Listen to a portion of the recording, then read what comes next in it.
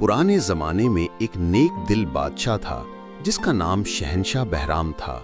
उसका महल सोने और चांदी से बना हुआ था, मगर बादशाह के दिल में हमेशा ये ख्वाहिश रहती कि कोई ऐसा साथी हो जो सच बोले और कभी धोखा न दे।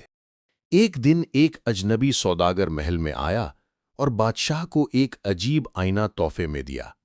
उसने कहा, ये आम आईना नहीं, ये हर सवाल का सच बताता है, मगर दिन में सिर्फ एक बार बोलता है। अगली सुबह बादशाह ने आईने से पूछा, मेरे महल में सबसे वफादार कौन है? आईना चमका और बोला, एक खादमा जो आपके लिए दिन रात दुआएं करती है। बादशाह हैरान रह गया क्योंकि उसने कभी इस खादमा पर तवज्जो नहीं दी थी। आईने की शोहरत महल में फैल गई।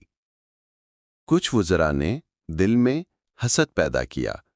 उन्होंने सोचा, अगर ये आईना बादशाह को सब कुछ बता देगा तो हमारे राज खुल जाएंगे। उन्होंने आईना चुराने की कोशिश की, मगर आईने ने खुद ही चमककर महल की घंटियां बजा दीं। बादशाह ने आईने से पूछा, किसने तुम्हें चुराने की कोशिश की?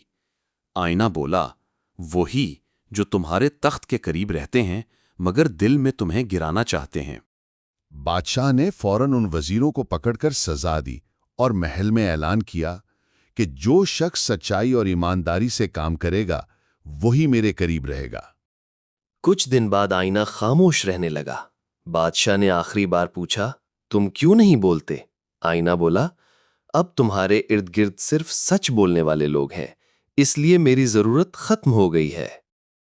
बादशाह ने मुस्कुराकर आईना महल के दरवाजे पर रख दिया ताकि आने वाला हर शख्स अपना चेहरा देखे और सच बोलने का वादा करे।